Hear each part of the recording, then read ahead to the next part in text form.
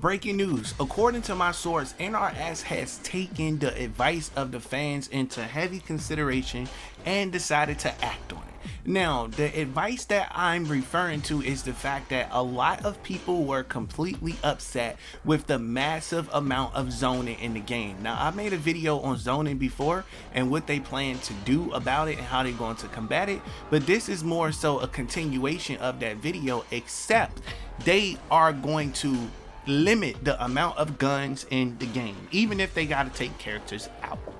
Now, we gonna do this right here.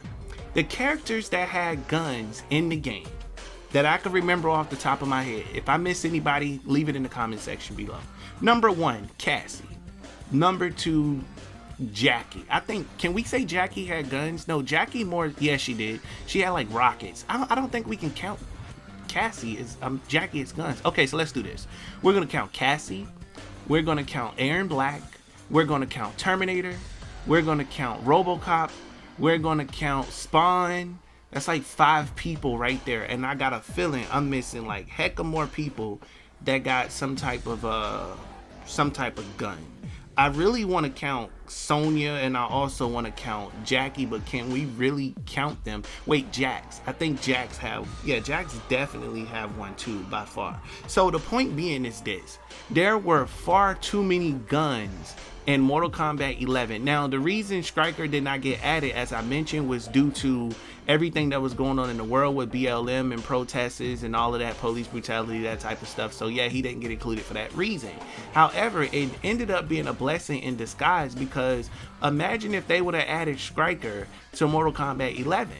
It would have been terrible with the amount of guns that was in the game. Now, STRYKER turned it out to be a really cool dude in Mortal Kombat, because he was just a normal police officer that showed up with his 38, his Glock, his switch, and he just really, you know, did what he did.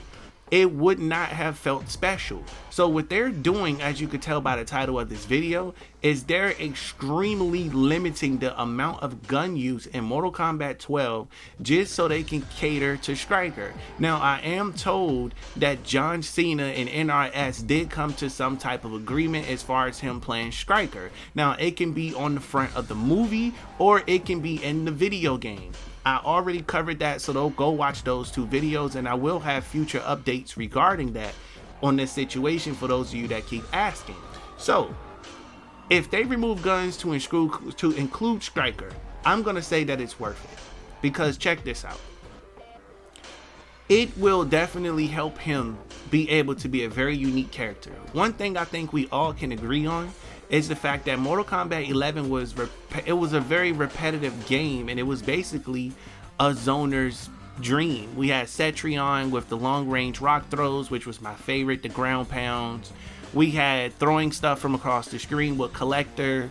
We had Scorpion Spear full screen. We had so much stuff going on at that point. So the fact they're looking to kind of draw all of that down, I think that's going to be fantastic in order for them to do that. And when you play with a character like STRYKER, at least you know you're kind of the only one that's kind of on the roster with a gun, because I'm told that they're looking to limit the amount of gun characters down to at least no more than 3 characters. I honestly think it should only be 2, but if they want to do 3, I can see them doing 3. Now, Aaron Black has been in 2 Mortal Kombat games straight. So from what I'm hearing so far, Aaron Black may not make Mortal Kombat 12. However, that has not been officially confirmed, and that is something they're currently discussing.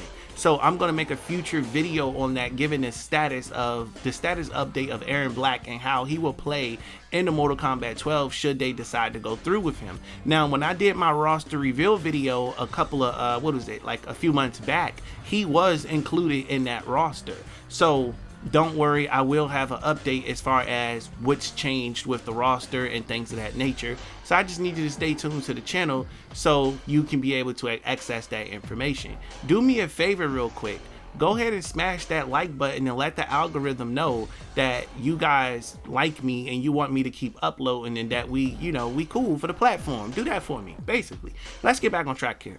So yeah, all of them characters had guns. It was extremely annoying, especially Cassie's little low shot, and then she had the one where she could jump in the air and she could shoot guns in the air. You had Jax with his shotgun going off. You had Spawn just going crazy with his guns. You got Rambo going crazy with his guns.